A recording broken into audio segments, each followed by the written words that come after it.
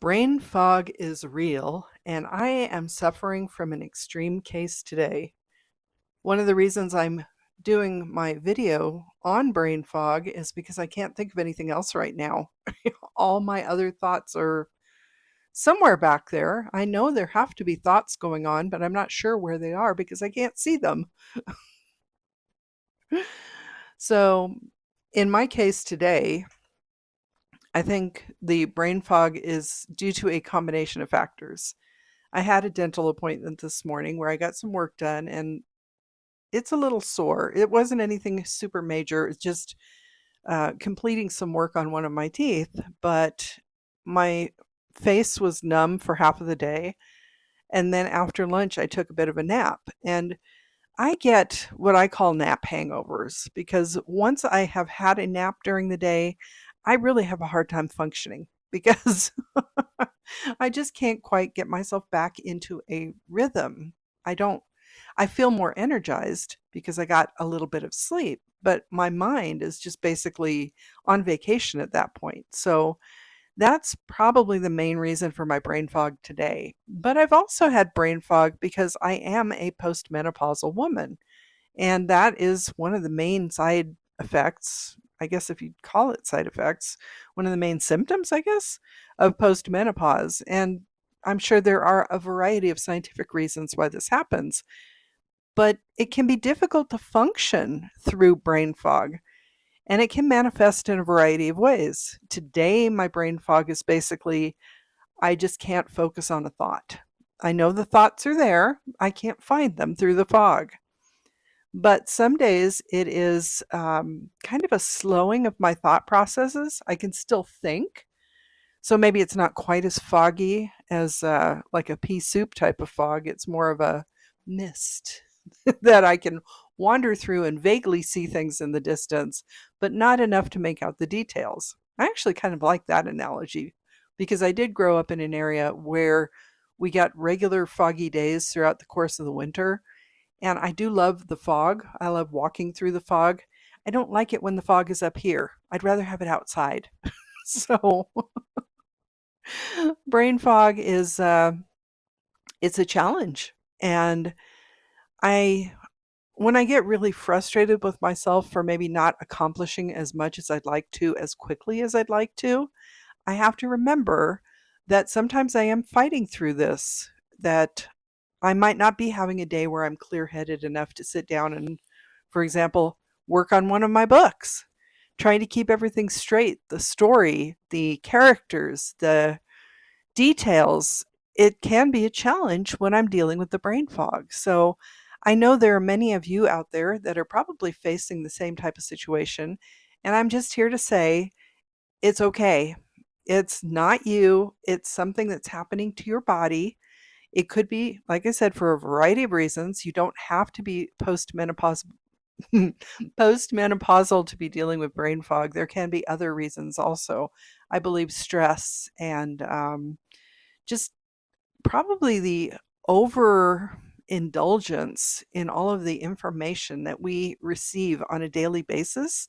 I think sometimes our mind takes a step back to protect us because we are inundated with information from the time we wake up until the time we go to sleep. We have these little computers in our pockets that it's quite difficult to put them down, maybe when we're scrolling on social media.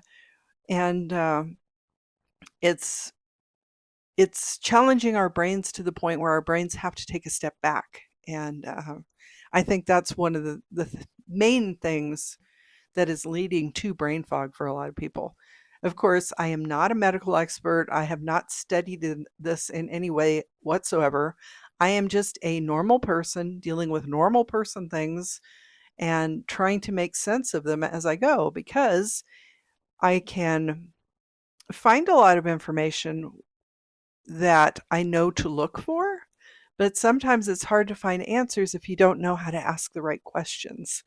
And I'm finding that more and more of a challenge as I get older because the way to find certain types of information has changed quite a bit. But really, that's not the whole point of this video today. The whole point is that I think a lot of us are dealing with brain fog. It is difficult to concentrate. It is difficult to think. We have those, what a lot of people call senior moments, where you walk into a room and you forget what the heck you went in there for. And it is also a little bit frightening because when you don't know exactly what's going on to you or what's happening to you, and there again, my brain. So you're watching me deal with brain fog in real time because I can't keep a straight thought in my head at the moment. So I just thought I would get my video out of the way, as confusing as it is, because I really have no other mental capacity today, other than the fact that my mouth feels weird.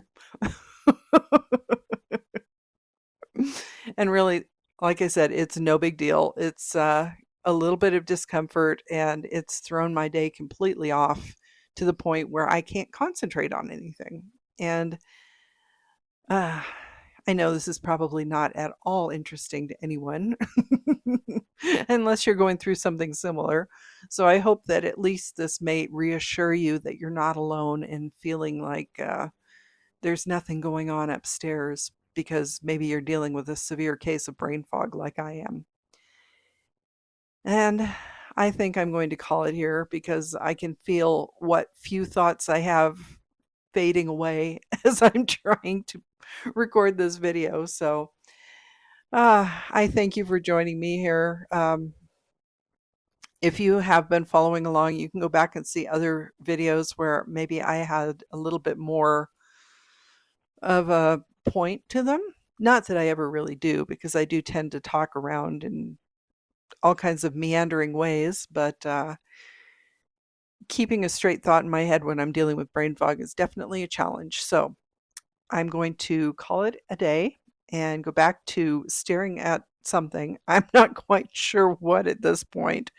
And hopefully I will be a little bit more clear-headed tomorrow when my grandkids visit, or else I'm going to be hearing a lot more of, "Oh, that's okay, Grandma, you have an old brain." Yes, my brain is old, my brain is tired, so is the rest of my body. And as I keep telling my grandkids, you'll be here someday too, if you're lucky. So try not to pick on Grandma too much, because someday your grandkids are going to be teasing you. Anyway, that's enough meandering for today. So I hope you're having a wonderful day. Today is Thursday, July 2nd, 2026. I remembered the date. Woo! We are heading into a holiday weekend for many people here in the United States. I know, depending on what type of job you have, a lot of you may be off work for July 3rd to celebrate the big 4th of July holiday. It is the semi-quincentennial this year, 250 years of America. And it will be interesting to see what happens over the weekend. I think our local area is doing a fireworks show on Saturday night, but there's really not as much going on as there used to be, because for a long time I think we had a carnival here in town, and they don't seem to be doing that today or this weekend. So I'm not quite sure what's happening.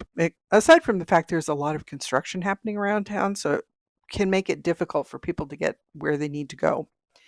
Anyway, again, back to thank you for joining me today. I hope you're having I hope you're having a wonderful day. Oh my gosh. This entire video is like a blooper reel. I'm Cassidy Carson, and this is the Life of a Writer. I'll talk to you again tomorrow. Take care.